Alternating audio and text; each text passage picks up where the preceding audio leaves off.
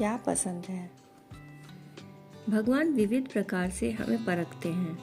कण कण में भगवान की बात कही जाती है। इसे सिर्फ जुमले या कहावत के रूप में नहीं देखना चाहिए।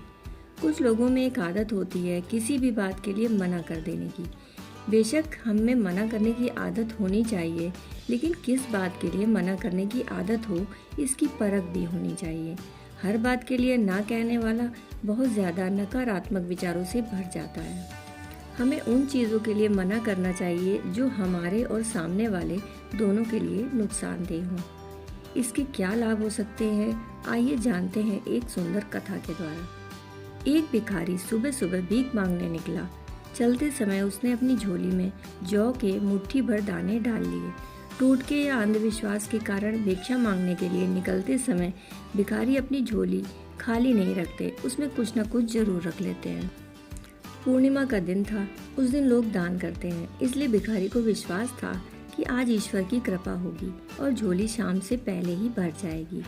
वह एक जगह खड़ा होकर भीख मांग रहा था।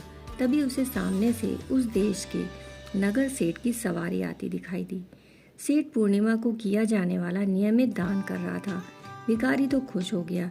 उसने सोचा नगर सेठ के दर्शन और उनसे मिलने वाले दान से उसका कई दिनों का काम हो जाएगा।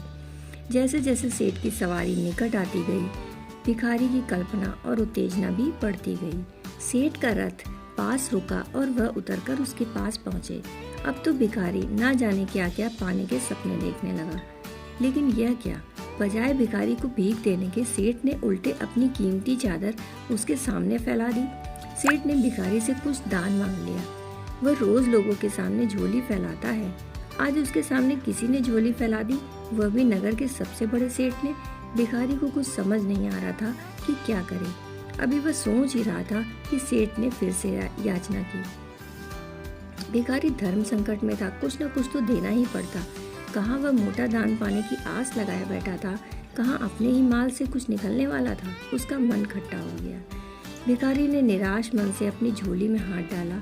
हमेशा दूसरों से लेने वाला मन आज देने को राजी नहीं हो रहा था। हमेशा लेने की नीयत रखने वाला क्या देता। जैसे तैसे करके उसने झोली से जौ के 2 दाने निकाले और सेठ की चादर में डाल दिए। सेठ उसे लेकर मुस्कुराता हुआ चला गया। हालांकि उस भिखारी को रोज से अधिक भीख मिली थी, फिर भी उसने जौ के जो 2 दाने अपने पास से गंवाए थे, उसका मलाल सारे दिन रहा। बार बार यही ख्याल आता कि ना जाने क्या हुआ, सेठ को देने के बजाय लेकर ही चला गया। आज सभी भिखारियों को दान दे रहे हैं, वह उल्टा ले रहा है। कैसा जमाना आ गया है। अच्छा हुआ मैंने जौ के 2 ही दाने दिए, मुट्ठी भर नहीं दिया। यही सब सोचता हुआ वह घर पहुंचा।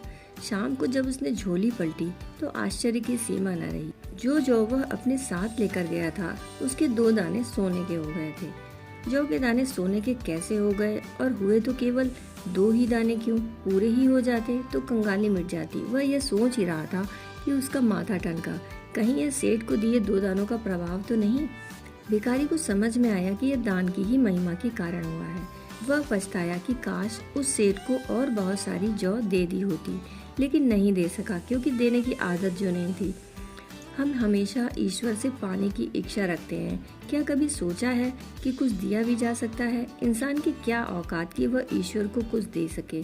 यदि वह उस गरीब को कुछ भला कर दे जो ईश्वर का दंड झेलता है, कष्ट में जीवन बिता रहा होता है, वही ईश्वर को देना कहा जाता है। देने से कोई छोटा नहीं होता। सुपात्र को देने की नियत रखें। कुपात्र को दिया दान व्यर्थ हो जाता है। जिनका पेट भरा है उनको देने से बेहतर है भूखे को एक बिस्किट का पैकेट पकड़ा दे। दान से हमारे पूर्व जन्मों के दोष कटते हैं। जो ग्रह खराब हो, उसका दान करने से उस ग्रह के दोष अपने आप निकल जाते हैं। यदि आप परेशानियों से लगातार जूझ रहे हैं तो सेवा कीजिए। जरूरतमंदों की धन का ही दान हो जरूरी नहीं। वाणी का दान भी सुंदर दान है। किसी से मधुर वचन कहना वाणी दान कहलाता है। बीमार की सेवा करना रक्तदान, जलदान और अन्नदान सर्वश्रेष्ठ दान है। कहानी सुनने के लिए आपका बहुत बहुत आभार।